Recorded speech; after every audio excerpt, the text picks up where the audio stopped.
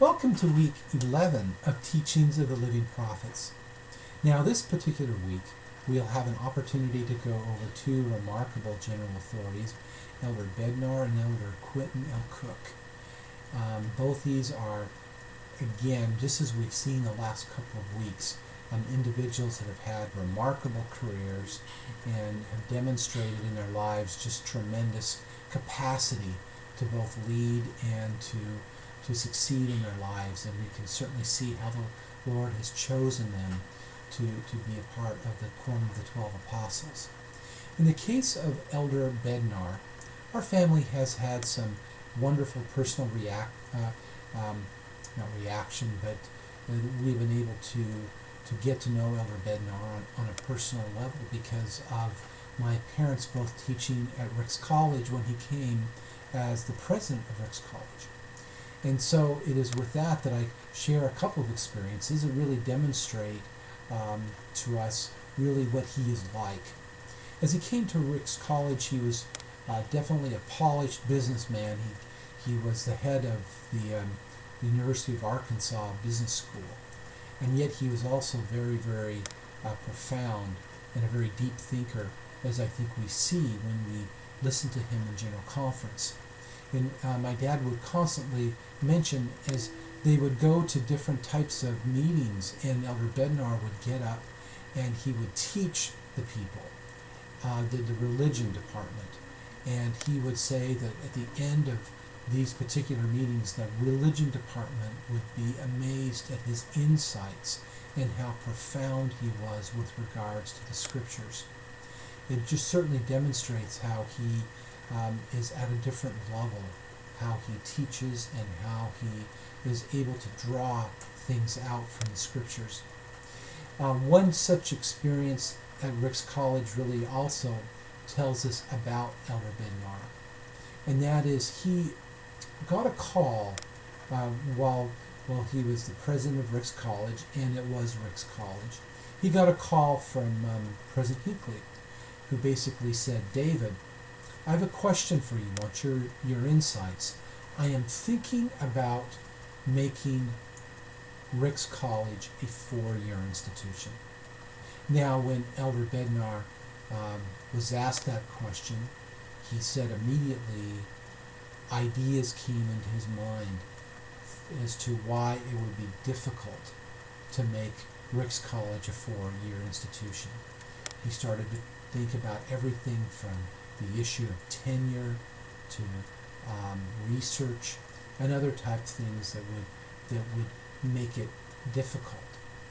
And yet, as he thought of those things and reflected for a couple of seconds before his response, finally Elder Bednar's response back to President Hinckley was simply, "President Hinckley, what would you have me to do?" President Hinckley's response back to Elder Bednar was, "Help me get it done." It was definitely, as Elder Bednar reflected on that, a testing for him as to whether or not he was going to rely on his own wisdom and understanding, or whether he was actually going to question a prophet who had been thinking about this particular topic. He mentioned that this was a great learning experience for him.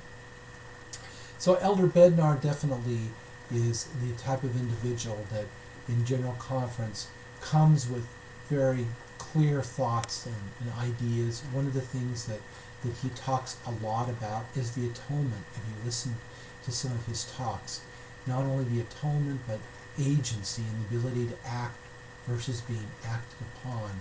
He oftentimes talks about the enabling power of the atonement, helping us to understand what our capacity can be through the Savior's atonement, and really what we have our destiny of becoming.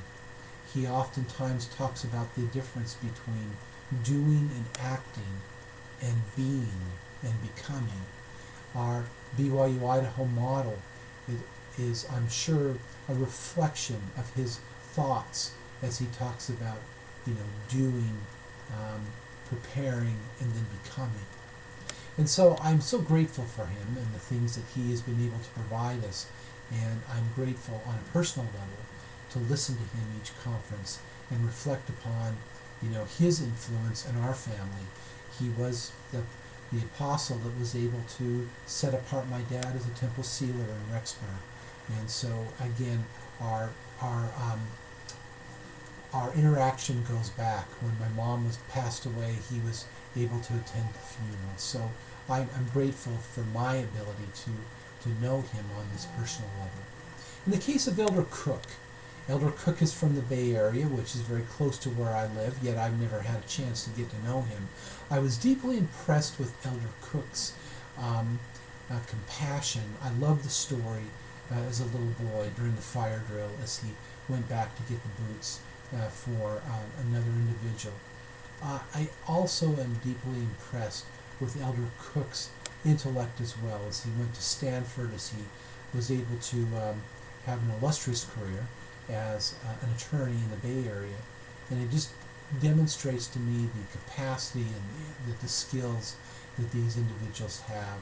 And as they basically bring their talents to the Lord, how the Lord is able to help them and to increase their capacity to help further the work. Again, I'm grateful for these two brethren. I will look forward to this week as we read about them, as we talk about them in your particular posts. And I hope that you have a wonderful week.